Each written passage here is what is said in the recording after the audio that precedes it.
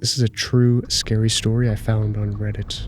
I had just moved to Texas, but I had to fly back to Utah to pick up my car. It was February 2020. My friend flew with me and we left Utah around 6 p.m. We were planning to stop for the night in Albuquerque, New Mexico. By the time we got there, it would be around 4 a.m. When we first started driving, everything started off fine, but as soon as we crossed into New Mexico, we were driving near a native reservation and something felt off. It was between 2 and 3 a.m. My friend was asleep, head against the window, while I kept music on to stay awake.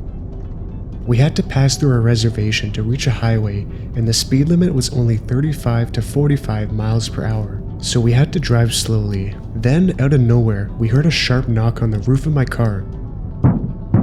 It was loud enough to cut through the music I was playing. My friend was also woken up and asked me what it was. I told her that I didn't know. I also didn't want to stop to find out. I was going to keep driving. My car had absurdly bright LED headlights and I could see far ahead on the road. As I slowed down slightly, something in the distance caught my attention. At first, I couldn't process what I was seeing. It looked human, but wrong. Its body was twisted downward at an unnatural angle, like it had been folded in half. Its hair and head were upside down. Its arms were stretched out. The strange part was that it was so dark that my headlights couldn't shine light on it. Everything else in the area was lit up, but this thing seemed to somehow absorb light. Then it moved.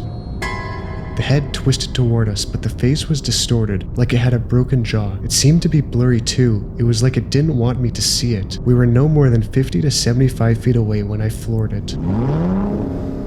My friend asked me if I saw it too. I just nodded my head. I didn't even want to talk. I didn't want to breathe. I was shaking so badly. It felt ominous, evil. I can't even explain in full detail the fear I felt. It was like it penetrated my bones. It was a primal instinct to run as fast as I could away from it. I told my friend not to look back at all. We didn't want it to follow us. We decided not to stop for the night and kept driving until morning.